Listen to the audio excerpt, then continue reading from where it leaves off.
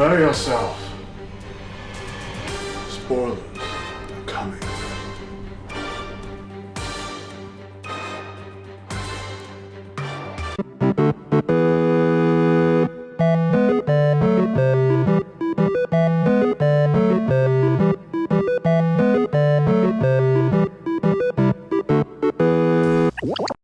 Greetings, friends. This week's episode on What's the Sitch, we showcase and review the newest episode of Arrow, which comes on every Wednesday at 8/7 Central on the CW network. On this week's episode is, I would say, probably second emotional episode of the series.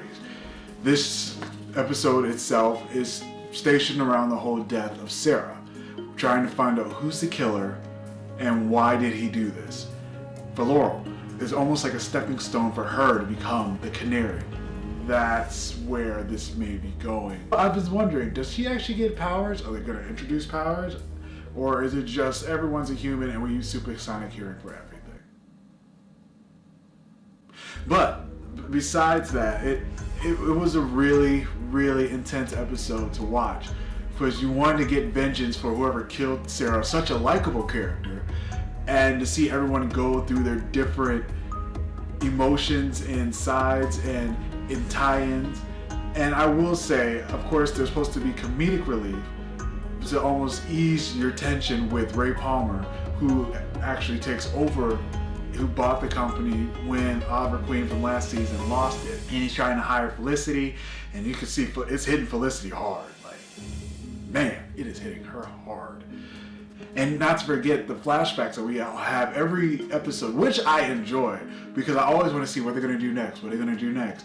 Like, I was surprised when they went from last season, oh, they're on the island, and then all of a sudden we're in Hong Kong, and then you have Amanda Waller, and then it's just like, what? It's one of those episodes where if you're a true comic book fan, it's like, okay, we're getting somewhere. We're getting justice for what we deserve.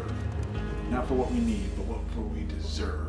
It shows how it's actually pretty cool in the Hong Kong episode where, of course, he's considered dead, but he escapes from his captors and then he goes into this little, I guess, internet bar. I don't know if they still have that nowadays. And he went in the internet bar and he logged into his email, and apparently it sent out a signal, so whoever's checking his email, they found out he was alive. Now, with that signal being out, Amanda Waller had told his captors, like, you have to kill this person who's coming to find you in Hong Kong. And then while he was looking through the scope of the sniper trying to kill his target, the target turned around. It was Tommy Merlin. What exactly? What is he doing in Hong Kong?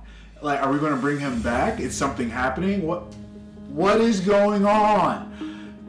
And with that, Oliver's like, no, this isn't happening. No.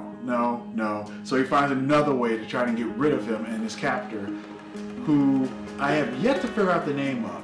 They're being very secretive of this. But his captor, they're set a plan up so they can get Tommy out of there without killing him, so he'll never be seen again. And it's a really detective style plan. But flash forward to where they are now, Felicity gets all her emotions and everything out, and she realizes she has to, keep going. So she takes Ray Palmer's offer to work for her. And there was also a scene where Roy Harper, he was keeping a secret from Oliver the whole time about Thea. Through the whole episode, you see Oliver on the phone like, Thea, please call me back. Please call me back. After seeing Laurel go through what she's going through now after Sarah's death, he gets worried about his own sister and he keeps trying to call her, but she doesn't answer back. Through it all, throughout this whole episode, at the very end, you see them at the gravesite. Bravo, like, honestly, bravo. With the whole Barry scene and everything else, I wanted to be there too and just say my piece. And it just shows that through everything, they could still be family. They, as a group, Felicity, Roy, Laurel, Diggle, Oliver, they consider themselves a family, and it keeps them together knowing that they still have each other.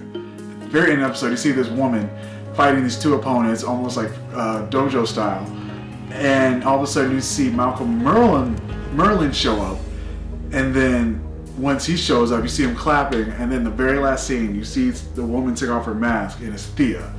So I'm guessing that's gonna foreshadow for what's coming up in the next episode or just the season coming up. That's this week's episode of What's the Sitch. Again, Arrow comes on at 8/7 Central every Wednesday. Also, apparently until the new season of the 100 comes on, there we play an episode of The Flash. So if you get a chance to catch it Tuesday, you can also watch it right after Arrow, which is by the same executive producer. So who knows? You may see another cameo from either Oliver or Barry on either episode. So I say give them both a try.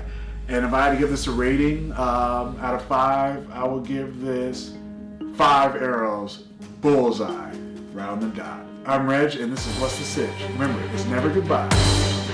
See you later.